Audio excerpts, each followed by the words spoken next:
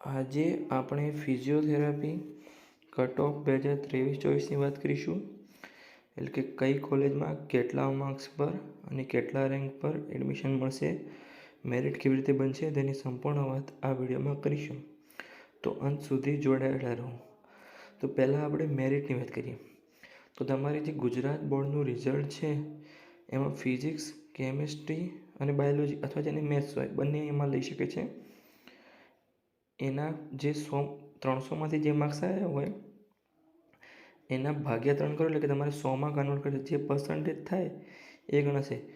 આગલા મેં નર્સિંગવાળો વિડીયો બનાવ્યો હતો બીએસસી નર્સિંગમાં, એમાં એક કોમેન્ટ આવી હતી કે જે રિઝલ્ટમાં સાયન્સ પર્સન્ટાઇલ છે, પર્સન્ટાઇલની પર્સન્ટેજ 3 સબ્જેક્ટના, અને એમાં ગ્રેસના માર્ક્સ ગણાશે નહીં.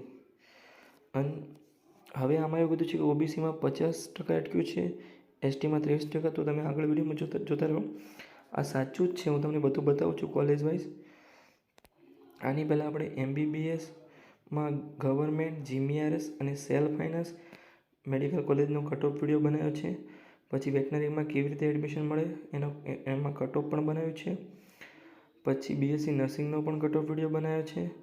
પછી હોમિયોપેથિક અને આયુર્વેદિકમાં પણ કટ ઓફ વિડીયો બનાવ્યો છે. તો તમે જોઈ આવો બધા. અને એક વિડીયો એવો છે કે 12th સાયન્સ પછી કયા કયા કોર્સમાં એડમિશન મળે એના પર પણ એક વિડીયો છે. કયા કોર્સમાં કેવી રીતે મેરિટ બને, પછી મેડિકલમાં કયા કયા ડોક્યુમેન્ટ જોવે એના પર પણ વિડીયો છે. તો તમે પ્લેલિસ્ટમાં જશો ચેનલમાં, ગુજરાત એડમિશન પ્રોસેસ 2024 નામની પ્લેલિસ્ટ છે, એમાં તમને આ બધા વિડીયો મળી જશે. પછી એક શિષ્યવૃત્તિ નામનું પ્લેલિસ્ટ હશે, એમાં એમવાયએસવાય સ્કોલરશિપ અને જે એસસી અને એસસી સ્ટુડન્ટ છે, એસટી સ્ટુડન્ટ, એમના માટે પ્રાઇવેટ મેડિકલ કોલેજમાં સંપૂર્ણ ફી માફ થાય છે.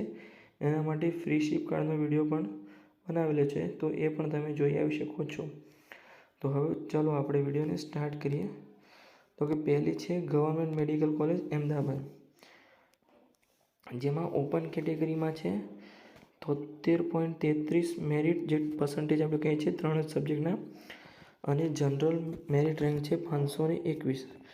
ઈડબ્લ્યુએસમાં છે 66.67 માર્ક્સ અને જનરલ મેરિટ રેન્ક છે 1212. એસસીબીસીમાં છે 61. પછી જનરલ મેરિટ રેન્ક છે 2055. પછી 61.33% એસસી કેટેગરીમાં અને જનરલ મેરિટ રેન્ક છે 2009.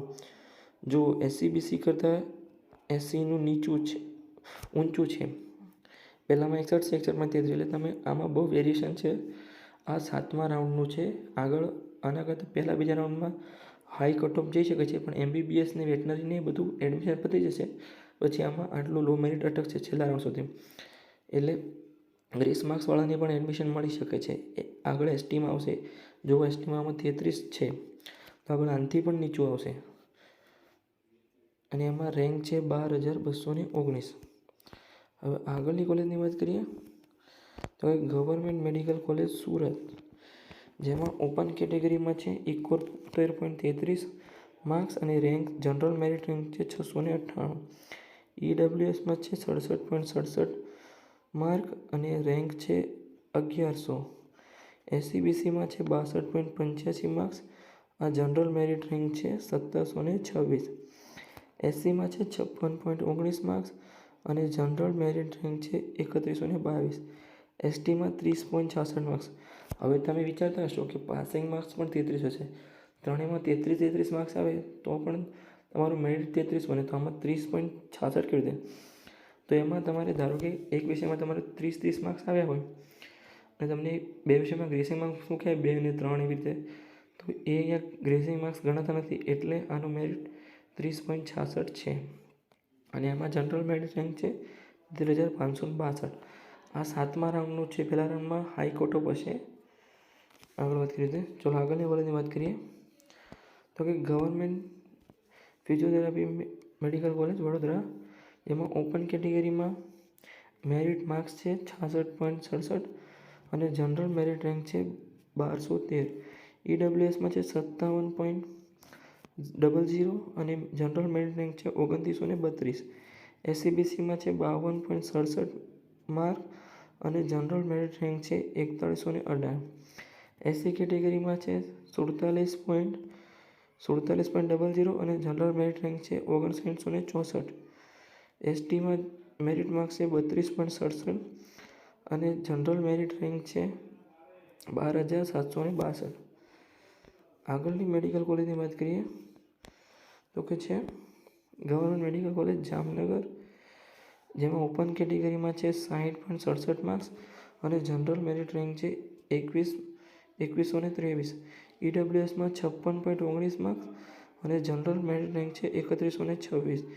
એસસીબીસીમાં છે 52.33 માર્ક્સ અને જનરલ મેરિટ રેન્ક છે 4167. એસસી કેટેગરીમાં જનરલ મેરિટ માર્ક્સ છે 42 અને જનરલ મેરિટ રેન્ક છે 7993. હવે એસટીમાં મેરિટ માર્ક્સ છે 28.67. આ કેટલું નીચું તમે કટ ઓફ ગણી શકો છો. મેં આ જ્યારે પીપીટી બનાવતો હતો ત્યારે મેં ધ્યાનમાં લીધું, એક વિષયમાં તમારે 26 માર્ક્સ હોય, એકમાં 27 હોય અને ત્રીજા વિષયમાં 33 માર્ક્સ હોય.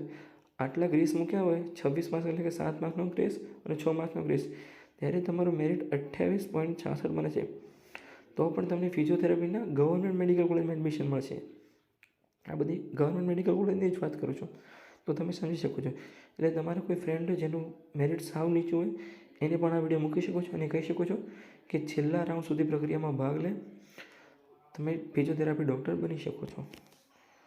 ચલો આગળ વાત કરીએ તો કે છે છેલ્લી ગવર્મેન્ટ મેડિકલ કોલેજ જે દાહોદમાં આવેલી છે, જેમાં આપણે ઓપન કેટેગરીમાં છે 58.33 માર્ક્સ અને જનરલ મેરિટ રેન્ક છે 2648. ઈડબ્લ્યુએસમાં છે 54.33 માર્ક્સ અને જનરલ મેરિટ રેન્ક છે 3588. એસસીબીસીમાં છે 50.66 માર્ક્સ અને જનરલ મેરિટ રેન્ક છે 4703. એસસી કેટેગરીમાં છે 45.66 માર્ક્સ અને જનરલ મેરિટ રેન્ક છે 6514. એસટી કેટેગરીમાં છે 33.33 માર્ક્સ અને જનરલ મેરિટ રેન્ક છે 1212. મેં કીધું તેવી રીતે જો એસસીબીસીમાં ઓબીસીમાં 50 માર્ક્સ સુધી અટક્યું છે, અહીંયા 50 માર્ક્સ સુધી 50 માર્ક્સ સુધી, અને અહીંયા એસટીમાં 33 માર્ક્સ પણ નીકળ્યું છે ગ્રેસિંગ માર્ક્સ. એટલે જે પણ વિદ્યાર્થીઓ પાસ થયા હોય એ આ પેરામેડિકલમાં ફોર્મ ભરી શકે છે. બધાને એડમિશન મળવાના ચાન્સ છે. હવે જે વિદ્યાર્થીઓને પ્રાઇવેટ મેડિકલ કોલેજ કટઓફ જોવું હોય તો એમાં તમને બધાને એડમિશન મળશે જેટલા ફોર્મ ભરશે. એટલે પ્રાઇવેટ મેડિકલમાં એક કોલેજનો વિડીયો બનાવવાની કોઈ જરૂર નથી અને ટાઈમ બગાડવાની ખોટી. એટલે બધાને એડમિશન મળશે. તો આપણી આ ચેનલને આવા જ વિડીયો જોવા માટે, ઇન્ફોર્મેટિવ વિડીયો, એડમિશન પ્રક્રિયા, નીટ ગુજકેટની કોઈ પણ ઇન્ફોર્મેશન હોય અથવા કોઈ પણ શિષ્યવૃત્તિની પ્રક્રિયા હોય, બધી જ ઇન્ફોર્મેશન આ ચેનલ પર આપવામાં આવશે. તો આ ચેનલને પહેલાં સબસ્ક્રાઈબ કરી લો અને અહીંયા જોડાયેલા રહો. મળીએ નવા વિડીયોમાં કોઈ નવા ટૉપિક સાથે.